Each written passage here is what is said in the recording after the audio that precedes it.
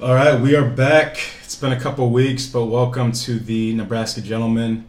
I'm your host, Nedu Izuebunam, or Nedu Izuebunam, and today, this is a special episode. It's number 10, and because of that, we have a special guest who's brought special equipment.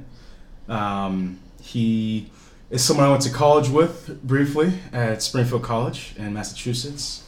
He ranged from Massachusetts, I believe, and Yep. He's also recently launched his own podcast. He's also the same sign as me, Virgo. He also shares similar interests with your lifestyle. He's extremely more knowledgeable with the healthier living, and it shows when you look at him. But now then, I want to finally welcome the Mr. Jeff Moulton. How you doing, man? I'm good, man. I appreciate having me on. Of course. Thank you for coming over. So, he's also my first guest officially at my crib, too. That's We've it. all been on Skype, or my last guest I had was in New York at his crib, but now on my turf.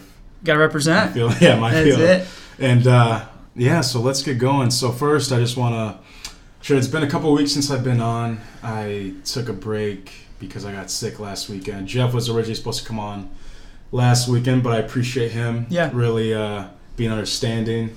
It's hectic couple of weeks. I think work and everything just got caught up to me, the weather changing, so it was a good break to have. I caught up on a lot of things, and I'm feeling better today. Blessed, thankful. And so Jeff, before I get into more about you, I do a new segment that's called Coming In Hot. Coming in hot, baby. So this is when I just read you 5 this or that questions, and you have to answer as quick as possible. Sure. Don't really think, just speak. And it's pretty self-explanatory. Okay. See what comes out. Exactly. See what happens. Here we go. You ready? Let's do it. All right. First, fruits or vegetables? Fruits. Preferred day at the gym, legs or arms? Legs. Preference on when to work out, morning or evening? Morning. Protein shakes or protein bars? Shakes. Okay. And then last but not least, better pump-up music, rap or rock? 100% rap. Okay. 100%. So you are hands down the first person to actually answer this, like boom, boom, boom, boom, Yeah. boom. So I appreciate that. No, you're in my field, man. So it's pretty straightforward to me. I live it. So Jeff, tell me first of all. Actually, I'll tell the people how we met. yeah. So you chime in whenever you feel like I'm missing something out. But I believe that we met 2015 on my visit to Springfield College. Yep. This was in the spring of April, and I had I don't know what you want to call it, a orientation or acceptance day, and I needed a place to stay. And our mutual friend Troy Ward, Sure. I believe he was your RA at that time. So the thing with Troy is we were both RAs, different floors. Okay. So we were both in that building. The alumni building. That's what it was. Yeah. Yeah. So we were both on that. I think I was 3rd floor. He was 2nd floor. I'll never forget that night. We had. I'm a huge wing guy. Oh yeah. And you guys had to wing night. Wings over Springfield. Oh yeah. Like I fell in love right then and there. So many flavors. I forgot what you guys were doing. I think you had to get rid of the money built up. Yeah. But I was thankful. Oh no, it's funny that they give us I forget how much the budget was to spend every year, and then the budget. They're we have to do activities with the school and things like that. But me and Troy were either saving it for a huge football game, Pat's game, just so we can blow out 500 wings or something along those lines. But man. You timed it right with that night. Exactly. Yeah, that's I was it. So happy. But I believe that's when we met. You the next day in Troy. Some other good gentlemen were just telling me more about the school. And that helped me to make my decision, especially with how welcoming you guys were. Yeah. And the next day I had my acceptance meeting at the, what do you want to call it? The building that everybody comes in. Oh, where the bookstore is. Not Cheney. Cheney's the lunchroom. Holy cow, man, this is bad. But there's a specific, on every campus, it's called something, not the information center, but... I'll think of anyways, it. I can't remember right now. But yeah, I had it there. I got to tour the campus, and I was set. So that was the weekend I remember meeting you.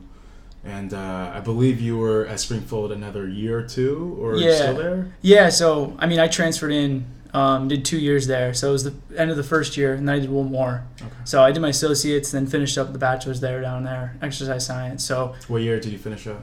16. Okay. So I went there a little later than most people. So I was 24 when I got there, 26 when I left. And how old are you now? 28. So I did everything in twos. I had this conversation the other day. I was like, if you go back in my life, it's every 2 years there are like bigger changes happening. Okay. So it's interesting. So I'm ready. You'll be ready for 30 then. That's it. Big 3-0 coming too soon. So Jeff, tell me what you are doing these days. Oh man. So where you living? What are you working? What's going on?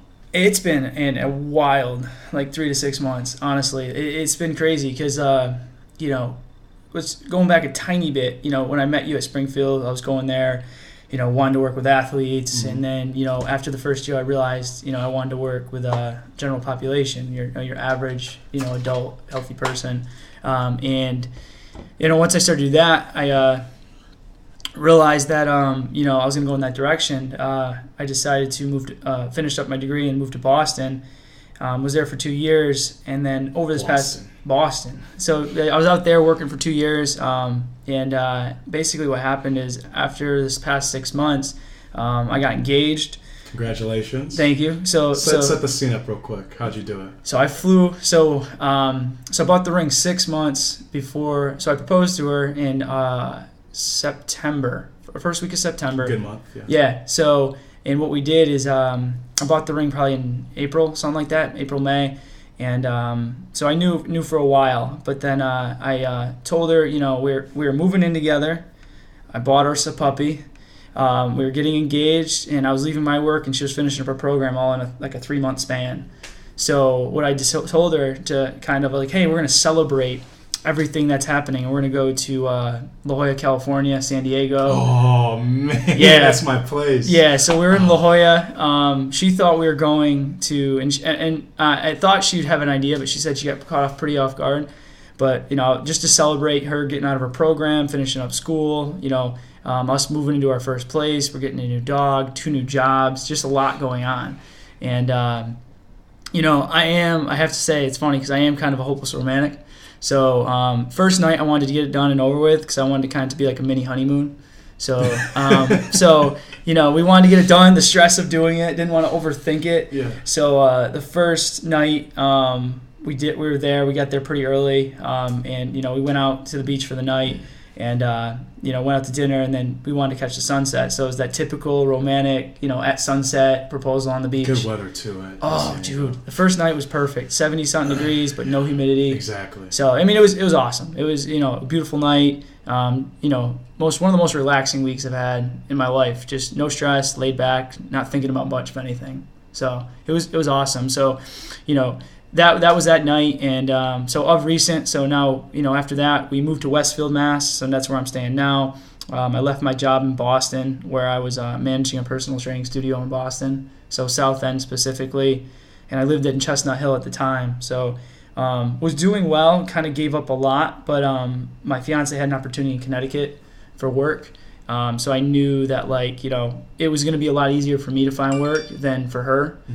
So we ended up making the move, and it ended up being a good decision, but it took a few months to fall into place. So, with that, she works at cardiac sonography private clinic in Connecticut where she does echoes on the heart. Oh, and now I end up taking a job.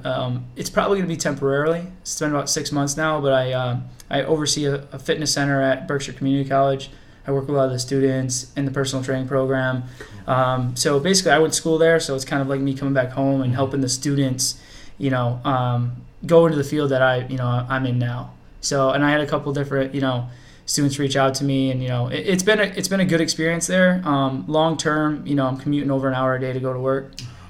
She's in Connecticut, commuting 45. So I think in the next, month or so, we're going to, start to be talking if it's going to be a best decision just to move to Connecticut, honestly, and me finding work there.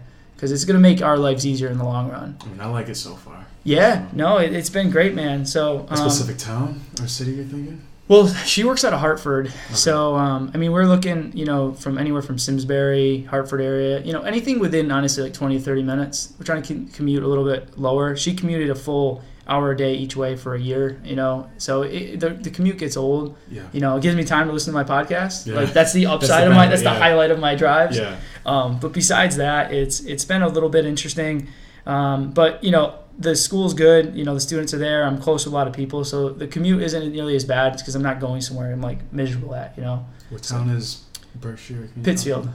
Pittsfield. Yeah. So it's Western Mass. Okay. So I think from here it's probably good like 2 hours or so. So, but I commute from Westfield to there, which is about an hour. Okay. So, but it's good. I have no complaints there. It's and a lot of the students want me. It's funny. They had 2 big positions open up there, like running the entire program. But like I said, long term, I have a lot of other goals, and one of them isn't to. I like to teach, but I feel like I can impact more people from doing a lot of my own things that I want to do now than being in a classroom and limited to like 15, 20 people. So one of those things, in terms of like impacting people, I know you have a passion for nutrition as well. Yeah. And first of all, I just want to share to listeners, Jeff also has his own podcast, which we will make sure to get to again at the end before we finish up. But again, nutrition is something that I know you're big on. But before we get into that, talk about your history in terms of fitness and because I know that's something you're big in. I know there was a time where you believe were bodybuilding. I know I've seen some posts, but clarify for me. I don't even know if I'm using the right term or not. No, you're right on the money. So basically, what happened is about 3 or 4 years ago. So when was it? I started competing in bodybuilding. Basically, I got into working out when I was like 19 years old. So got into working out when I was like 19, that skinny, scrawny kid, zero confidence in himself. And basically, I just wanted to start to feel better about myself. That's what it came down to. And over, the first few months of working out, I really didn't know what the heck I was doing. I got into it. I was actually went into the gym and just started running because I had no clue. So got into the gym just running. And it turned into, basically, I got to the point where I was like 8-9 miles into running into a treadmill, and I was like, this is absolutely insane, and this is miserable. So, so I was like, okay, this is the last thing I want to do right now is run. So, being that skinny, scrawny kid, I was like, a lot of people who get picked on in high school, lacked confidence in myself, just didn't feel good, and running obviously wasn't doing it for me. So, it was the first time I picked up a weight was at 19, and 19 years old, I started lifting weights. Within months, started to see some improvement. It started to feel better about myself. Just like felt physically stronger. Felt like I was like having a goal, kind of accomplishing a goal, and my confidence just kind of grew month by month, week by week, over time. And I would say within that first year, a lot changed just from a mental standpoint. Mm-hmm. I started to get more attention from women. I started to feel a little bit better. My confidence grew more and more, and then I naturally just started to help people. And that's what really got me into fitness. And I was like, because I was that kid that, I was kind of friends with everybody, but I never had a close-knit group of friends. So, I kind of was like doing my own thing. And the fitness was, I wasn't the greatest student, but either. And fitness was something I felt like I was good at. And, I started helping people, which allowed me to kind of lead to where I started to go today. And then over a few years getting into it, you start to get stronger, you start to build more muscle, you start to feel better about yourself. Mm-hmm. And I was like, I always was interested in bodybuilding because you just, the biggest thing I think I loved about working out is, you are in complete control of like the physique you have, right? So like no one can stop you from doing anything in the gym, from building the physique you want. And, that was it for bodybuilding for me. Like, in school, the grades weren't great. I was in classes I didn't enjoy. I didn't love school as a whole. But in the gym, I had complete control. So, I could, the harder I worked, the more results I got. If I ate better in nutrition, better results. So, that's what kind of got me into bodybuilding because, the more results I got, the better I felt, the more I wanted. And then, I was very hesitant to compete in bodybuilding, but the reason it ended up happening is I had an ex-girlfriend at the time was basically like, you should just do it. Just make the change and just do it because I was getting to a point where I think I could have did well, but I never kind of had the guts to do it because you're stepping out of your comfort zone. You're on a stage in like this skimpy little posing trunks. It's like a Speedo, right? So like you got uncomfortable. They're not uncomfortable, believe it or not. Going in front of like 400 or 500 people, that's the other story, right? So I got into it. First show, I went into, there's 27 guys. Open class, which is basically there's no age, weight, height range. What was this, Massachusetts? Yeah, it was Cape Cod Classic. So in Cape Cod, it's a drug testing organization. So they do polygraph drug tests. So a lot of the sport, you see a lot of steroid use and things like that. Yeah. So I ended up coming in second overall out of 27. How old were you when you did this? 25. Okay. 25. So I did my first show at 25. I had runner-up, had zero expectations. So the fact that I even came in anything remotely good was amazing. This must have been not so long after I met you. No, it was probably a year. Yeah, wow. Probably a year. I wasn't the biggest guy. This is what the misconception with bodybuilding is you see guys step on stage at on TV at 250 pounds. Drug-free bodybuilding guys are 165 to 185 at most. Because you're going in at these 3, 4, 5% body fat percentages. That's true. And you can't maintain a lot of muscle mass being that low unless you're dieting correctly, and even then it's hard. So that's where I want the focus to really be, because like you said, it is hard. It's hard. And in order to for it to show, let's be real, and correct me if I'm wrong, but I feel like the stomach is the hardest, if not one of the last places that stuff shows.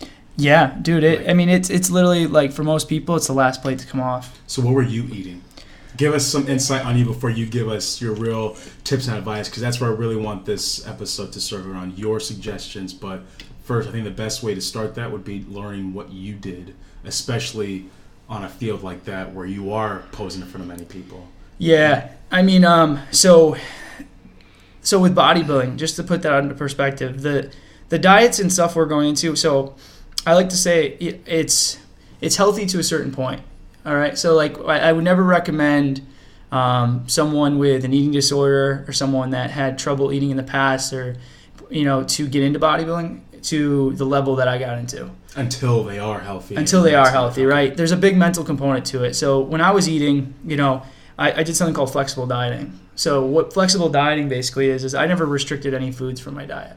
Okay. So even though I was doing these competitions and going to low body fat percentage, I did that at that level, and I even recommend for a lot of people to do is you just count your calories and regulate them on a day-to-day basis.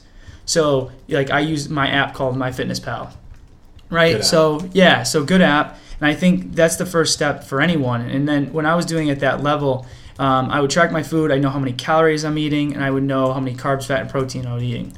And then once I had those numbers, I ate well. I had my lean protein sources like chicken, lean ground beef, leaner steaks. I'm not a big fish guy just from a taste standpoint. My whey protein powders, my Greek yogurts, and things like that for my proteins. Carbohydrates, I was eating a lot of oatmeal, brown rices, sometimes white rices, fruits, vegetables. I wasn't eating anything too crazy. And then, my fats were coming from peanut butter, coconut oil. When you get deeper into these competitions or diets, if you want to say that, I eat less oily foods. So, I cut out my olive oils and coconut oils and went more almonds, peanuts, cashews, things that had more substance to them. But I didn't eat anything extraordinary crazy. The biggest thing when I was trying to lose weight for anyone is just knowing how much you're actually eating and portion controlling it. At that level, I wasn't having pizzas and stuff like that. But as an average person, there's no reason you can't lose weight and live a healthy lifestyle and portion control, have a slice of pizza here and there. Yeah.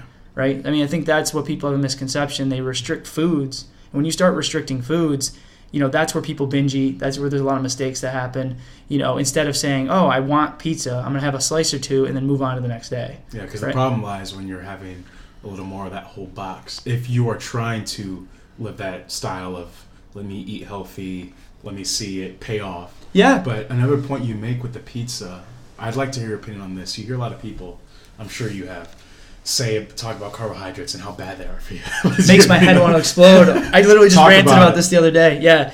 I think it might literally be on a daily basis. I want to go insane about the newest fad diets or different people that want to cut carbohydrates out.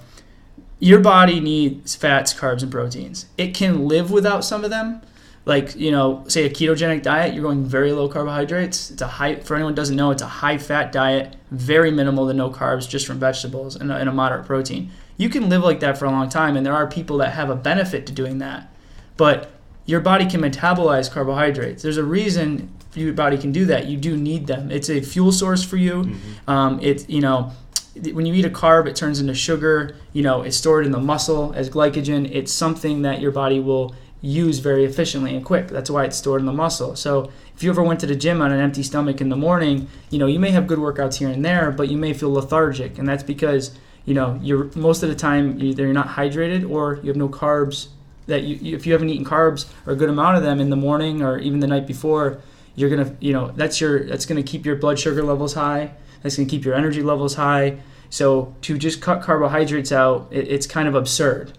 You need them, and I think this is where the other misconception comes in. So if you're eating carbohydrates, right, and you just take them away, your blood sugar level is going to drop very, very low, right? I felt it, yeah. Yeah, so your carbohydrates go low, you go low. Well, people go, well, I'm losing weight. Well, yeah, so for anyone who doesn't know, carbohydrates have calories in them. When you right? It's crazy. When you take carbohydrates away, you take calories away. Yeah. So if you are eating 200 carbs a day, and for anyone who doesn't know either, it's 1 carb is 4 calories. Okay, so if I did not know that till now. Yeah, 1 so carb equals 4 calories. So if you ate 200 carbs and you took them all away, you're going to lose 800 calories. Well, yeah, day after day, if you're not eating 800 calories less than you normally were, you're going to lose weight. Yeah. So it's not because you're cutting carbs, it's because you're cutting calories. Yeah. The other misconception is when you're cutting carbohydrates. So water, your muscle is like 70-80% water. Carbs are stored in the muscle. So when you cut carbs, you're going to lose water weight also, right? So if carbs are stored in the muscle and water is stored in the muscle, you take carbs away, now you lose water and you lose carbs. So now you're cutting calories and losing water weight, which even gives you this misconception that you're losing more weight than you actually are. So it's a false impression. That's why when you cut carbs, you have a drastic weight loss right away. Not because necessarily the calories, because you're cutting a lot of water out of your diet. So do you think, because I can tell this is something you're very passionate about. Oh, yeah. Do you think it'd be okay for someone who is trying to lose weight going every other week, really sticking to something like a keto diet where the carbs are just a very minimum, but you're seeing results in a way, or do you think that kind of ruins the process? What would be your opinion on that? So the first thing I'd ask them, honestly, is this something you can do for the rest of your life?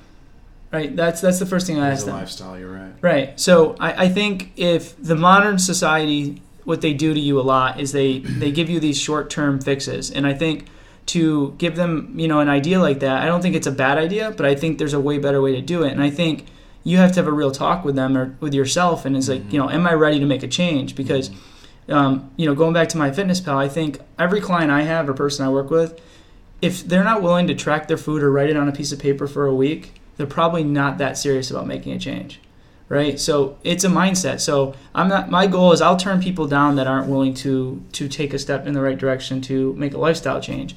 I'll give them as much help as I can, but at a certain point, you have to kind of set a standard of this is what needs to be done to start to teach you what to eat. Yeah. Right? So if you track your food for a week, I want you to just put your food in MyFitnessPal or on a piece of paper. I like the app because it shows you how many calories you're eating.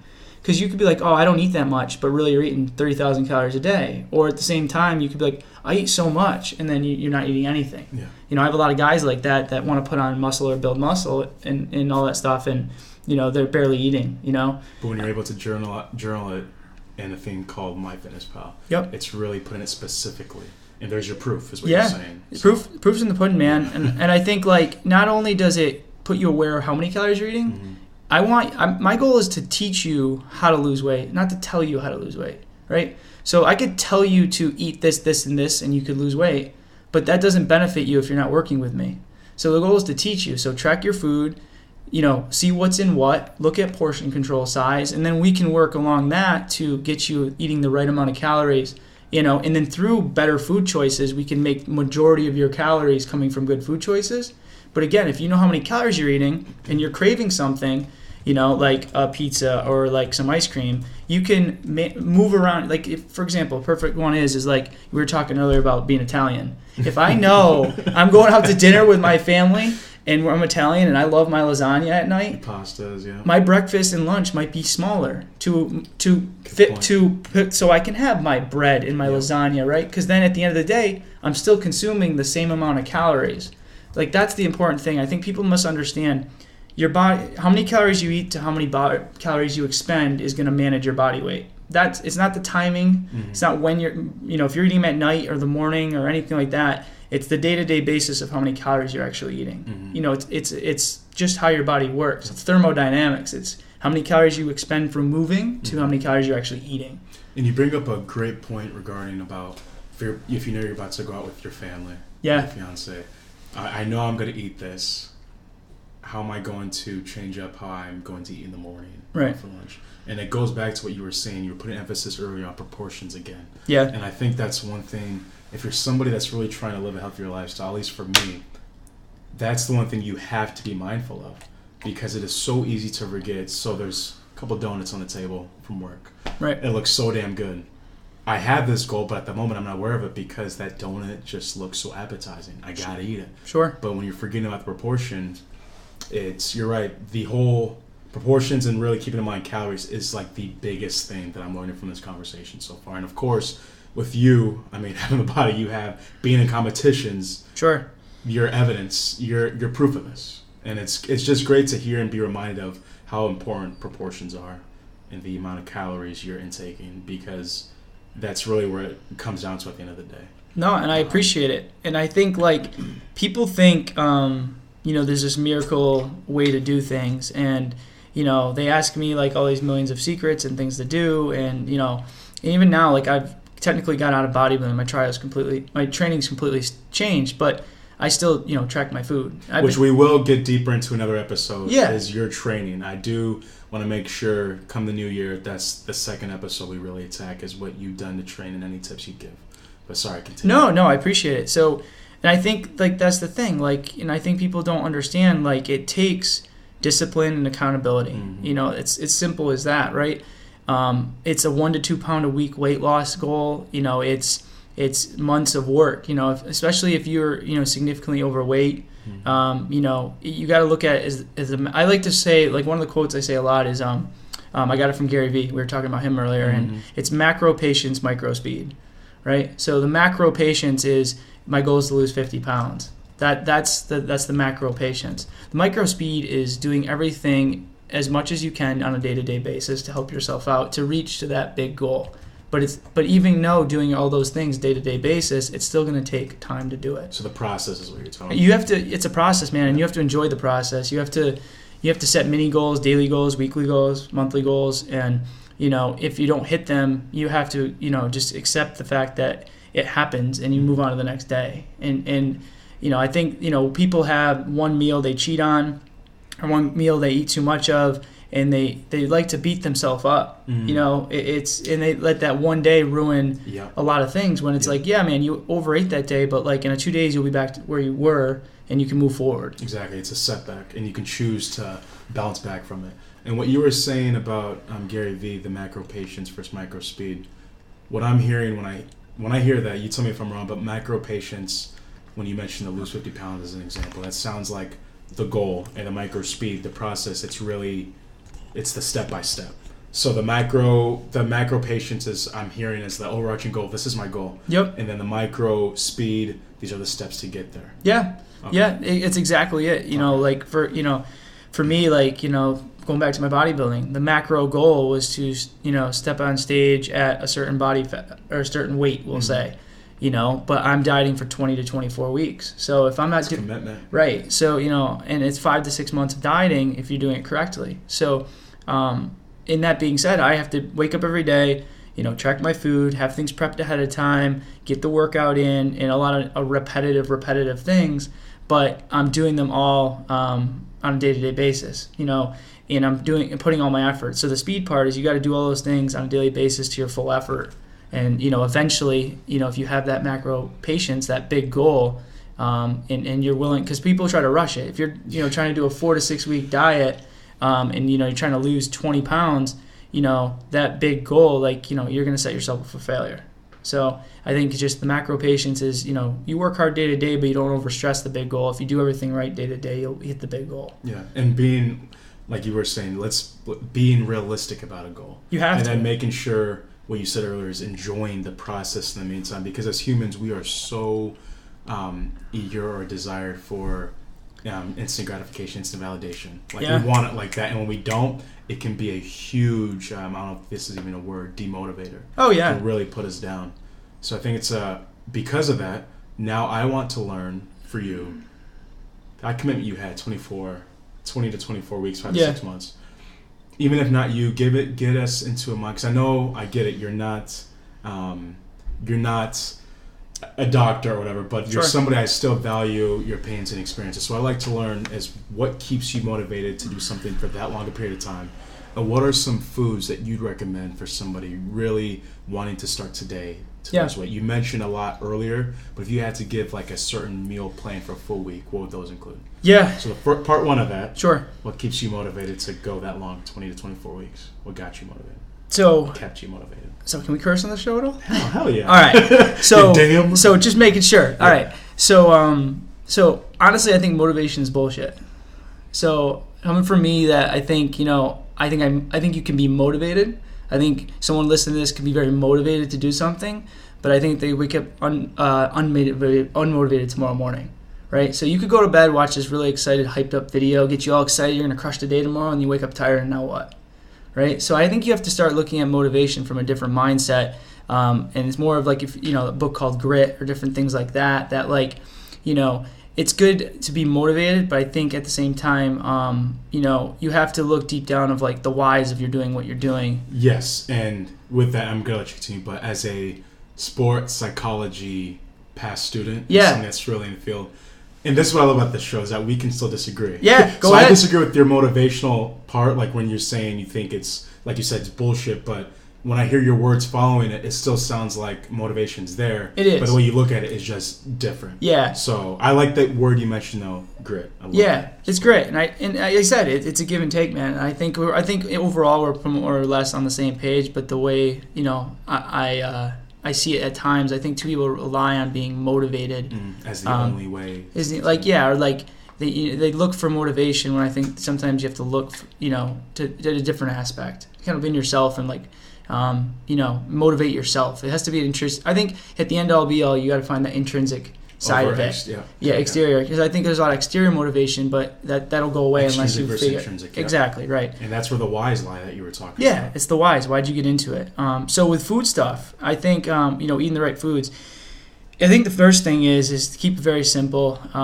Is to make sure that if you're going to a grocery store, first tip is to stay clear of the inside aisles for the most part. Right, so let's start. What that is you got your fruits, you got your vegetables, you got your meats. People argue about dairy and different things, but the dairy products are out there. Your eggs, your cheeses, things like that. So you got like all your whole foods pretty much on the outside of the aisle. Right, when you start going inside the aisle, you go into the more of the processed food stuff. So I think when you're shopping, as someone that's really not say if you don't know much about nutrition, that's probably the first step. So whole foods, fruits, vegetables, leaner meats. Eggs. Again, eggs are not bad. A lot of people talk about the yolk in the egg and the yellow and all that. There's nothing wrong with that. And I think depending on your budget, if you can go more towards an organic food, I think that's the ideal scenario. I think more foods now are processed higher than ever. Hormones are added, chemicals are added, things are added to preserve the food. So if you can do, organic meats, if you can do organic fruits and vegetables, because the amount of pesticides and things are getting put onto them, that's definitely a way to go. If you can't, that's okay. I think if you're getting fruits and vegetables, if you get them frozen, you'd think at all times the fruits and vegetables are more nutritious or better when they're fresh, but most places are shipping them across the country, right? When they're frozen, they're coming off the farm or whatever they are, and they're frozen pretty quickly. So you're going to get more of a nutrient value from frozen foods. So fruits, vegetables, if you can, do them organic. If not, frozen. Same thing with eggs, dairies, things like that. When it comes to carbohydrates, besides the fruits and vegetables, if you're going to do whole grains, so your whole grain pastas, your whole grain bread, and a little tip is when you're buying, say, 100% whole grain. If it doesn't say 100% whole grain, it's not 100% whole grain, which basically means it's bleached pasta or it's bleached bread with molasses. So a little tip is like you say, I get 100% whole wheat bread or 100% whole grain. If it's not saying that, you're getting bleached white bread with molasses. So you're actually not getting what you think you're getting. So this is stuff I don't even think of. Yeah, so you get into like, it says wheat bread, perfect, whole grain bread, perfect, but you're really just getting, if you actually read the ingredients on the back, if it doesn't say 100% whole grain, you're getting bleached molasses white bread. Yum. Sounds yummy, right? So with the protein sources, like I said, the lean meats, the like we were talking about earlier, the chickens, the ground beef, all that stuff. Carbohydrates, trying to stick to whole grains. If you're getting a cereal or something, you can get like a whole grain cereal or things like that. So that's funny you mentioned that, because that's one food that I've really tried to stay away from. Yeah. Because I know already when I get cereal, I feel like I can eat half. That's what I was just going to say. Yeah, the portion control side gets wild. That's one of the hardest foods, I think, with proportion. And that's the danger side. If you're trying to lose weight, I definitely wouldn't say put that as a big part of your diet. Because like you said, like 2 or 3 servings in a bowl, like depending on the size of the bowl, it's gonna you get this big bowl and you put this little amount of serving in, you're like, what is this, right? And then most people are using like this whole milk, which, again, people can argue if they're good, bad, or whatever, but again, those calories can add up really quickly. So try to stick to the whole grains, and if you're trying to get like the oatmeals, and it depends again if your goals are losing weight or gaining weight. If you're going to fats, like I said, if you're using oils, virgin olive oils, coconut oils, you want to stick away from a lot of like the canola oils or vegetable oils or things like that. I'm a high advocate of if you're going peanut butter, try to get some type of natural peanut butter. Basically, peanut butter has a trans fat or a hydrogenated oil, I should say, in it. If you just get the one Skippy off the shelf or something like that. If you can get the ones that say like natural or Skippy natural, or there's one I can't think of right now, but it just basically they put a palm oil or it's just pure peanuts in it. So what are you, when you mentioned, because you mentioned earlier coconut oil too. Yeah. What are you using oil for? Yeah, so I'll do oil for a couple different things. So coconut oil, it was a controversial thing for a little while because it's mainly saturated fat. Yeah. So basically what that is if you see something on the counter like a jar of coconut oil, it's like hard. Right? A lot of people say there's a correlation with saturated fat and clogging your arteries, right? People don't want you to eat eggs and fat and red meat and things like that. That pretty much got busted really hard through a lot of different research and studies and like that pretty recently. And that was when that whole like no fat diet, no carb diet, basically the government was doing all these different things and trying to substitute margarine for butter. And then they realized margarine's actually 10 times worse than butter, right? So, but with coconut oil, I'll use it. If you actually like coconut oil, you get like a virgin olive oil or virgin coconut oil. It tastes like coconut, so you got to like it. Which I don't. Which you don't. So it might not be the best one for you. So, but I would put it in like, you coat the pan with it, with your cooking with. I would, with virgin olive oil, you can cook it with in the pan or, just coating the pan. You can do a nonstick spray, which I always recommend if you're going to try to lose weight, like a virgin olive oil nonstick spray. Okay. So there's just so many different ways you can cook with the oils, but it's basically coating the pan or coating whatever. Again, those are extra calories though. So if your goal is to lose weight, do a nonstick spray. If you need the calories, it's an easy way to get calories. Yeah, and I asked that because really oil, the only time I use it is when I am making like omelets. Yeah. I don't use it for anything else. So I was curious to know what you would use oil for with your diet. Because really, you're mentioning a lot of great things that I think myself and some of my friends and people that have followed the page are really going to be like, okay, maybe this is something I can try. Not maybe, this will be something I do try. Yeah. I choose to try. But I like to learn, what is it that you ate specifically? Sure. And you mentioned earlier about motivation. What is it that helped you really stick with it, with your training, the 22 to 24 months? Was it the thinking of the why I'm doing this in the first place? What specifically? It was, for me, the training side specifically was, so this is interesting. So you'd think the goal was to initially I did the goal, I'm like, I want to win a bodybuilding competition. That'd be really cool. If I win this show, I'm a drug-free, natural bodybuilder. And that sounded exciting to me. So I was like, okay. So at the beginning of my training and dieting, like, I want to do a show. I want to win. And can you share the amount of fat you had and then what it was at the end? So I weighed, just from me, so I tracked my food pretty quickly, or pretty often, obviously, on a day-to-day basis. I was 195 pounds when I started, or 195 on my last show when I started dieting. When I stepped on stage, I was 164. So about 30 pounds over, I think the last show was 23 weeks. So it was a 1 to 1.5 pound a week weight loss that I was averaging over that span. The reason I did it so long is you want to maintain as much muscle as possible. If you drop weight really quickly, you lose fat and muscle. If you go long periods of time, you can maintain more muscle mass. So, I regulated my calories. That was the first step. Like we talked about earlier, I think getting the foods is super important, because if you make better food choices are usually lower calorie choices. They're more nutrient dense foods, and you're going to more or less get, be a healthier overall person. When I was doing these shows, like my daily, I think my average morning was, I started off with just like 4 whole eggs. I did like a cup of oatmeal with blueberries. I threw some chia seeds in it, which are great, like omega-3, like fat that you can have. Lunch, usually some type of lean protein source, either a brown rice or I was eating pasta earlier on because I like pasta. And then what happened was those were my kind of meals I had. Dinner would be another protein source. Either I switch up the carbohydrate a little bit. And then a couple of snacks would be like either a shake and oats, or I was very regulated with foods that I could measure easily. Okay. And over time I would substitute the carbohydrates, I call them dense carbohydrates, your oatmeals, your pastas, your rices, your things like that, that were very dense. And like a cup of oats, it's like 300 calories. I could have a cup of vegetables, which is almost nothing calorie-wise. So throughout that, while regulating my calories months and months and months, I started to switch in more vegetables, taking some of the carbohydrates out, eating less of the peanut butters and taking all the oils out, and less almonds and avocados. And those started to come down because I didn't have as much fat to eat. So those are things that came down. The protein sources, I kept my protein, I eat around 200 grams of protein a day. It stayed pretty consistent throughout. And that was the goal, is to maintain as much muscle as I could. And that was the last thing I wanted to cut. So pretty much the only thing I regulated was my fats and carbs just slowly came down over and over time. If I felt really depleted or exhausted one day, and I the way I would evaluate a lot of things is the scale, but also like I'd see myself in the mirror, and if you're really depleted, your veins won't show as much, because I'm getting leaner, so you should see more veins and things like that because your body fat's getting lower.